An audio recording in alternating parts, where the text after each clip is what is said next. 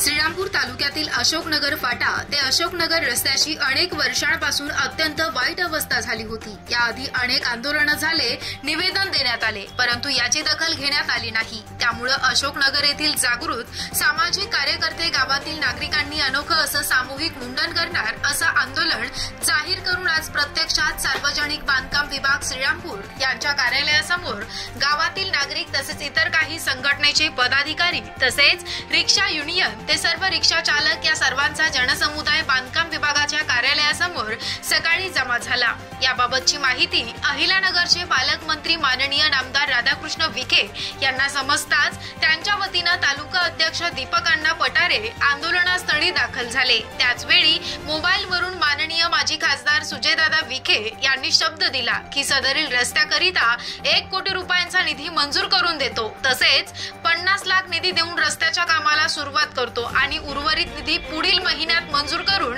नागरिकांची गैरसोय दूर केली जाईल असं आश्वासन देऊन स्थगिती करण्याची विनंती केली। त्यांच्या विनंतीस मान देऊन सदरील आंदोलन अशोकनगरच्या नागरिकांनी दीपक अण्णा पटारे यांच्या मध्यस्थीने स्थगित केलं आहे। यामुळे आंदोलनामध्ये सर्वसामान्य नागरिक मोठ्या प्रमाणामध्ये सहभागी झाले होते।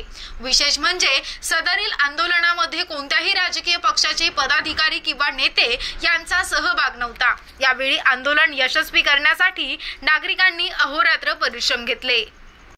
अशोकनगर ते अशोकनगर फाटा हा जो रस्ता आहे आणि आज ह्या सर्व आमच्या बांधवांना आंदोलन करण्याची वेळ खरं म्हणजे माझ्या दृष्टीने अतिशय दुःखद ही गोष्ट आहे। परंतु आपल्या आपल्या पालकमंत्री आदरणीय नामदार राधाकृष्ण विखे पाटील साहेब यांच्या कानावर हा विषय आम्ही घातला आणि एक कृती समितीचा विषय खासदार सुजयदादा विखे पाटील यांच्या कानावर घातला आणि खासदार सुजयदादांनी त्वरित हा रस्ता सुरू करण्यासाठी त्याच्यात 50 लाख रुपये लगेच टाकलेले आहेत।